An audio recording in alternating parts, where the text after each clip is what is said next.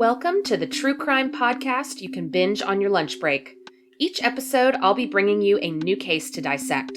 We'll focus on the facts, giving exposure to some of the lesser-known stories in the true crime world. You never know what you might learn. This is Bite-Sized Crime.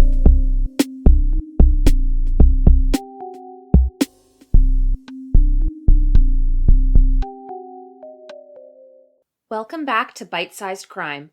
This week, I'm bringing you a missing persons case that turned into much more than investigators ever expected, revealing a sadistic killer with more than one victim.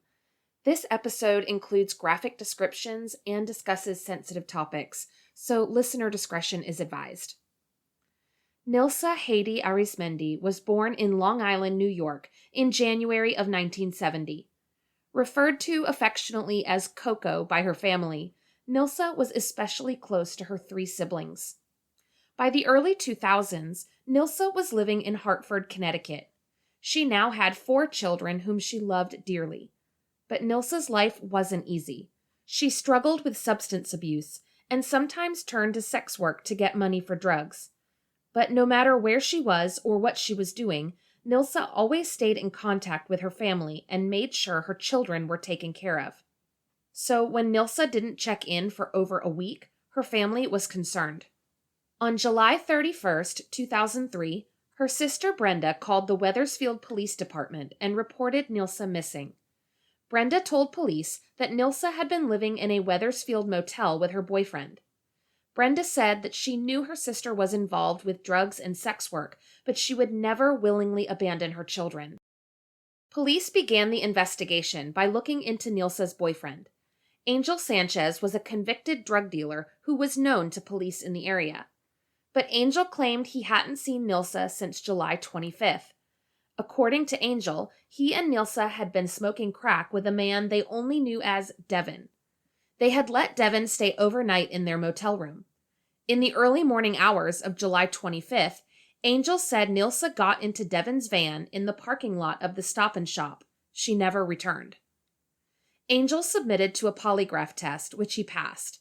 He was ultimately cleared of any suspicion in Nilsa's disappearance, but he gave investigators a crucial piece of information, a description of Devin's van, a 1985 Ford Econoline, dark blue, with 2 broken windows covered with plywood.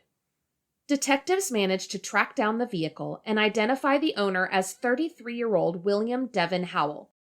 Originally from Virginia, Howell had been in and out of jail over the years, serving time in several states along the East Coast on drug-related offenses. He had been living in Connecticut for the past few years, working for a roofing company and doing landscaping jobs to make ends meet. In 2003, he was living with his girlfriend, Dorothy Holcomb, in New Britain. But when New Britain police knocked on Dorothy Holcomb's door in November of 2003, she claimed that Howell wasn't home, even though officers could see him peering through the window. By the next day, Howell had skipped town. A few weeks later, a North Carolina sheriff's deputy pulled over Howell's van for a traffic violation. Officials in Connecticut convinced North Carolina police to hold Howell until they could get there. He was eventually extradited back to Connecticut on charges of violating probation for a previous conviction. Howell seemed surprised that officers from Connecticut would drive all the way to North Carolina to get him on a probation violation. But when they showed him a picture of Nilsa Arizmendi, he clammed up and refused to talk without a lawyer present. Howell was eventually released from custody, but investigators kept an eye on him while they worked on obtaining a warrant. Finally, in April of 2004, police were able to seize Howell's van. During their search, they discovered that several of the seat cushions had been removed, and underneath the carpet was a large bloodstain. DNA testing revealed that the blood belonged to Nilsa Arizmendi, but it also revealed a match to another unidentified female. William Devin Howell had more than one victim. Investigators now had a potential serial offender in custody, but Howell could only officially be connected to Nilsa's disappearance. On May 16, 2005, nearly 2 years after Nilsa was last seen, Howell was arrested and charged with first-degree manslaughter. While awaiting trial, Howell told another inmate that he hoped his case would move quickly before they could find a body. At the moment, prosecutors only had circumstantial evidence. A body would be, quote, a big problem. Shortly after the trial began in January 2007, Howell entered an Alford plea. Under U.S. law, a defendant who enters an Alford plea asserts their innocence but admits that there is enough evidence to convict them in a court of law. Howell's plea put an end to the trial, and he was sentenced to 15 years in prison. But the case was far from over. A few weeks after Howell's sentencing, a hunter walking through a wooded, marshy area behind the West Farm shopping mall stumbled upon a human skull. When authorities searched the area, they uncovered 50 bones belonging to 3 unknown individuals. Sadly, it would be years before anyone knew who they were. In January of 2011, officials announced that one of the victims had been identified as 55-year-old Diane Cusack of New Britain, Connecticut. She had last been seen on July 9, 2003. Like Nilsa, Diane had struggled with substance abuse, but she had lost contact with her family years before her disappearance. When she vanished, no one reported her missing. In September of 2013, the second victim was identified as 23-year-old Joyveline Martinez. She went missing on October 10, 2003, but wasn't reported missing until 5 months later when she didn't show up for her own birthday party. It would be yet another year before the third victim was identified.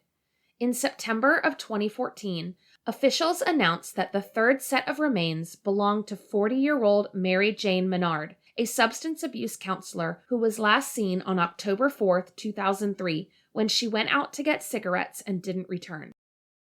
At this point, the state of Connecticut put forth a reward of $150,000 for any information about the victims that might lead to an arrest.